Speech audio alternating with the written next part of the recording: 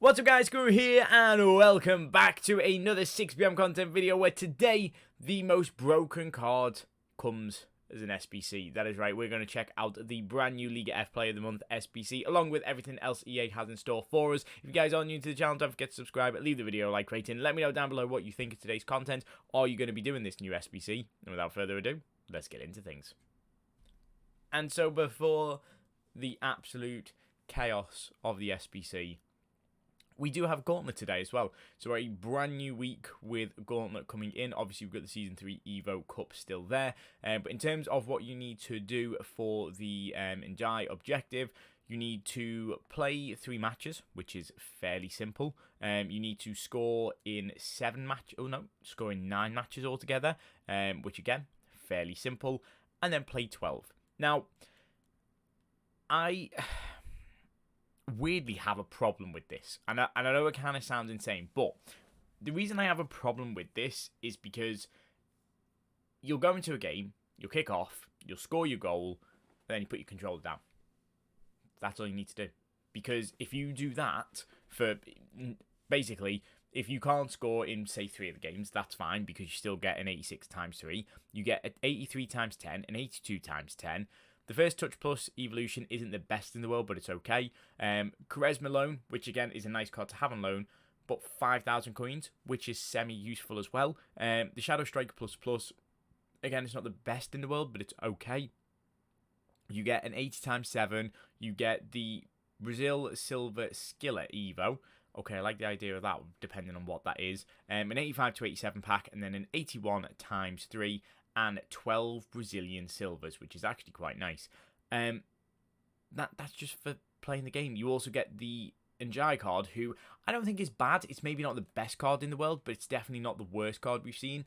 And the Position Excellence Evo, which is basically the card when in position gets full chemistry, but doesn't give chemistry to anybody else. So great for the likes of the Di Maria flashback that we had, because trying to get Argentinian and Argentinian league links might be harder. So you'll find different cards that maybe it's a random Evo that you're doing. It's a good option for them. Now, granted, if you do decide to try and actually win games and play the Gauntlet normally, you get an 81 times 3 for winning 1 game. You get an 85 to 87 for winning 2. If you do a perfect round, which isn't the easiest of things to do, is going to be an 85 to 89, which I still don't agree with being like that low of a reward. If you win 6 games, it's an 82 times 10, and then you also get an 83 times 10 for doing it. Now, the issue is obviously people are just sitting, going into the game and not playing. So what you're kind of doing is you're logging onto the game, scoring a goal, and then just putting your controller down, because what's the point in doing anything else? Now, granted, the Ultimate Gauntlet bonus is for wins, so therefore some people will try and win. So it does give a bit of an incentive to play the game. But also, say you are very good at the game and win 6 in a row. That completes this. You still need to go ahead and score in 3 other games and still play 3 more after that. So you need to still play 6 games altogether to get this reward.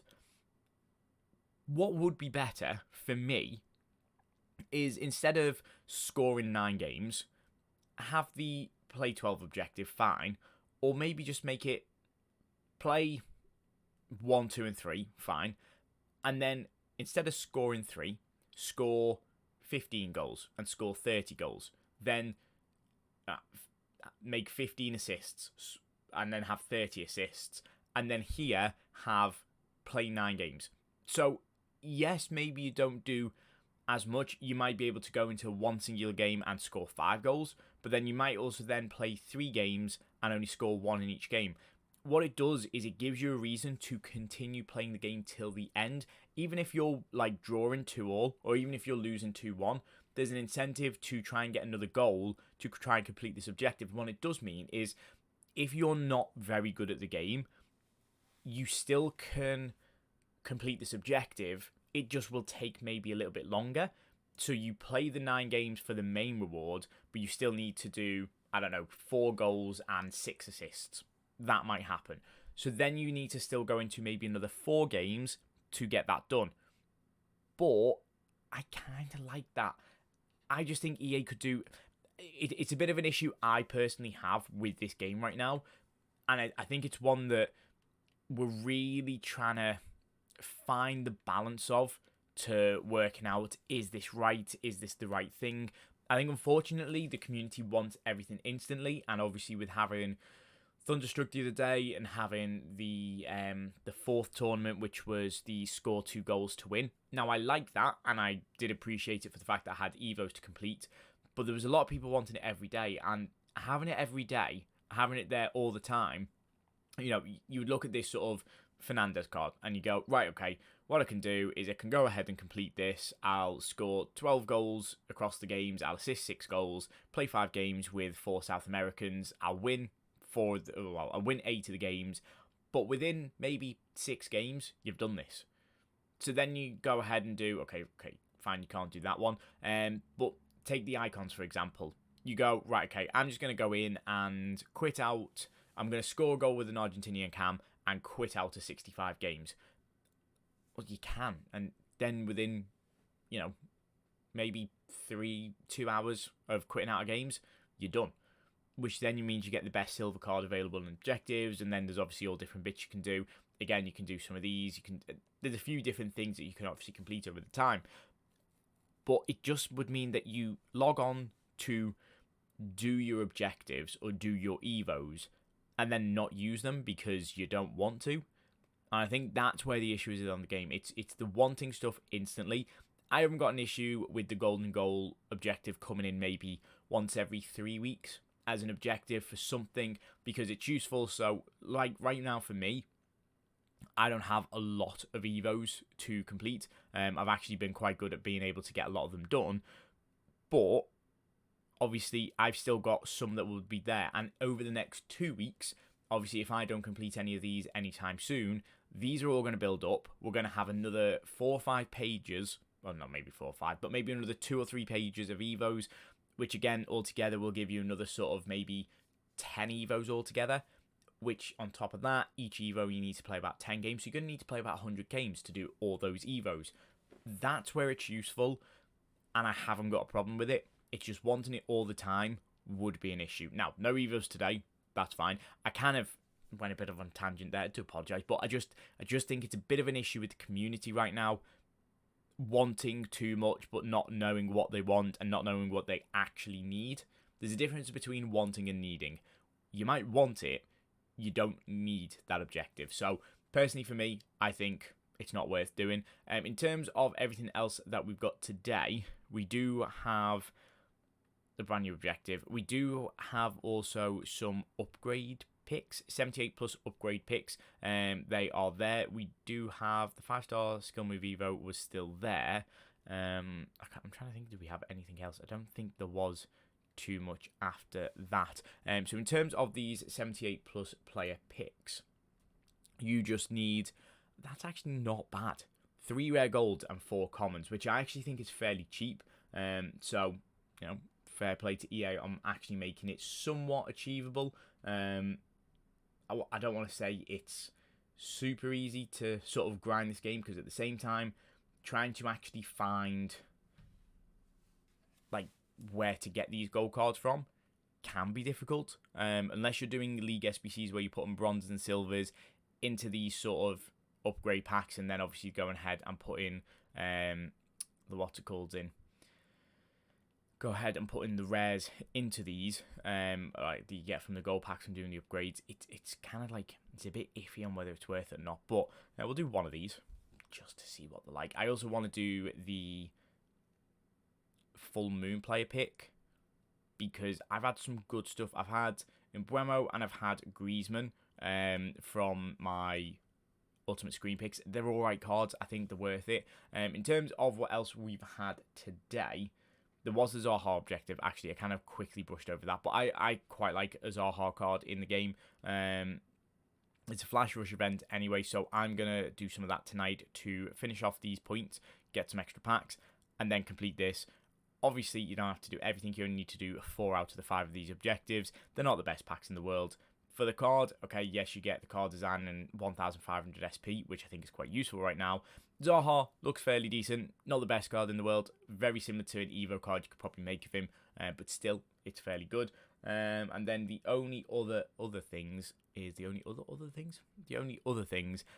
are the the brand new player of the month, which we'll get to in a second, but we do have Play Beautifully Manchester City Women. So 3 different players available in terms of SBCs. You've got 2 85s and 86s. So we've got Ohabi, I think is how you pronounce the name, at left back. Caroline Nicoli, who again always has a fairly decent card, which will get some evos. And then this Hasegawa card, I actually think she is one of the better midfielders on the game and definitely fits the meta. It's a card that I think people might sort of not sleep on, but it's a card I don't think people are going to fully appreciate for how good it probably is. In terms of these cards, as I say, really nice playstyles. 5-star, 4-star. She is 5'1", which is a bit of a problem as you sort of CDM, so it's probably better to play her as a centre mid. Links shouldn't be that difficult, if I'm honest with you, but worst case, a World Tour card on her, that will help. Really nice pace, really good passing, really good dribbling stats, good defending, obviously apart from her head and accuracy, which is understandable. Same with jumping, same with strength, but her stamina and aggression are quite high, which is nice.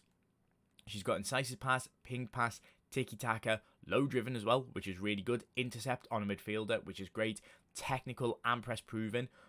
This is one of the better cards in the game right now. In terms of Nicoli, again, some nice playstyles on it. Could do with a playstyle plus, but obviously if you've got different evos available, it will help. 5-star, 4-star on her can play right mid, right wing and striker, which is nice. And then Ohabi can play left back and left mid.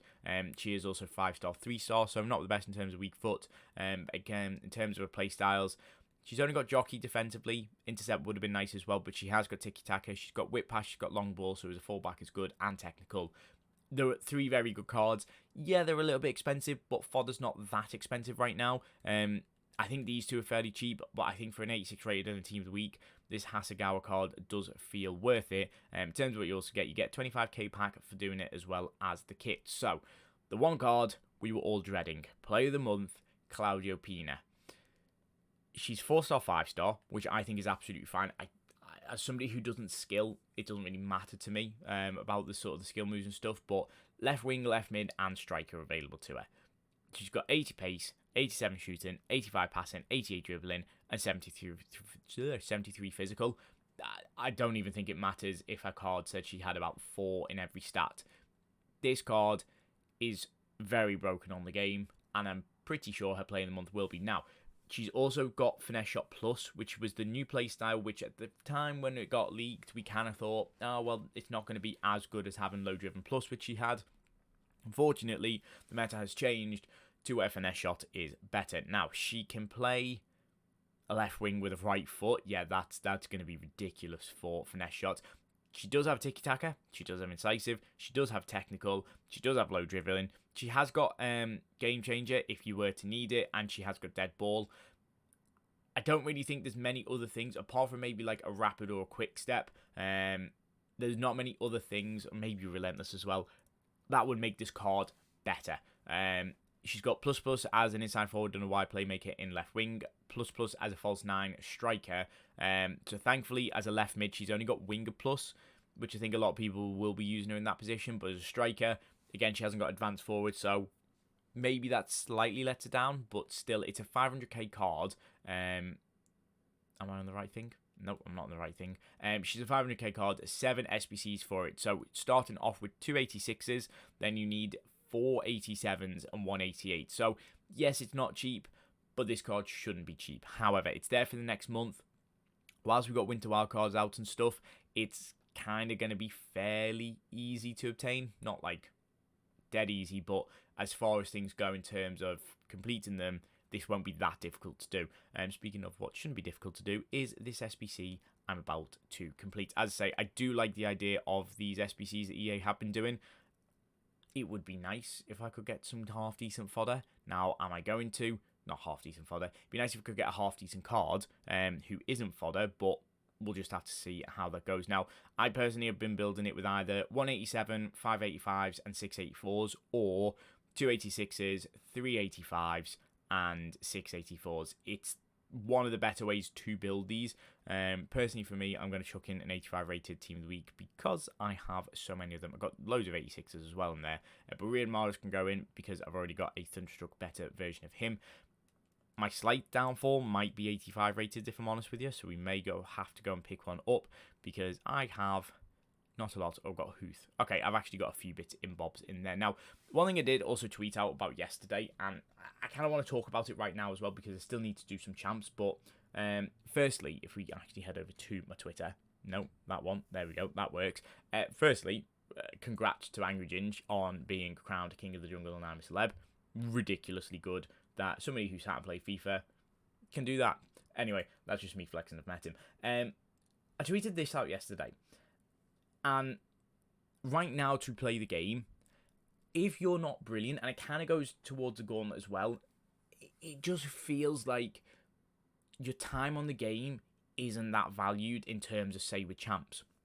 Now, what I was looking at was for, if this wants to load, for 8 wins or 7 wins is kind of where I was looking at, because that's roughly what I can get if I actually put full sort of sweat into things. But you get an 83 times 10, an 84 times 3, an 85 times 3, and an 84 plus team of the week with 30k coins. Now, the 30k coins is probably the biggest part to this, but you get basically altogether 16 players and a team of the week. So then I was looking at, well, what else could I do to benefit my time? Now, realistically, playing squad battles is a lot easier, and it came from me having some squad battle rewards that didn't look half bad. You get an 83 plus team of the week, which compared to the 84 pluses, isn't really that different. If I'm being honest with you, yes, it does obviously have the opportunity of a lot lower rated cards, but 9 times out of 10, you don't pack anybody of value, so that kind of doesn't really matter. Yes, the 10,000 coins is less, so obviously you're missing out on about 20,000 coins. However, you get a 75 times 15, which is tradable. That will make back some of your coins. You get an 84 times 5, which is basically the same reward, and then an 83 times 5. So yes, it was an 85 times 3. Now it's an 83 times 5. You're not going to get as good fodder. But then I kind of thought, well, what could I pair with it that would play champs but wouldn't be stressful? So for me, 4 wins in champs would be fairly realistic. You get 13,000 coins. So as a coin total, I'm 7k down. But I get a tradable 82 times 10, an 83 plus team of the week, which again would make back some coins, and then an 84 times 3. For me, and I kind of want to see how this vote went because it's got a bit 50-50, but for me, I feel that it's more valuable to probably play squad battles and a bit of champs. Now, maybe I end up with 5 or 6 wins in champs, so it's a little bit better because I don't feel as stressed. But I think I'm going to stop going hardcore. That's just a personal opinion for me. I've been yabbing on for too long, so we are just going to round things off there. But do let me know about all of these discussions, what you think of it down below. Have I got an opinion that's right, or do you think I'm wrong? I would actually quite like to know. But to round things off for today, our Cold Moon player pick, can we get a big Scream DaCosta to start off with? A Tell card isn't bad.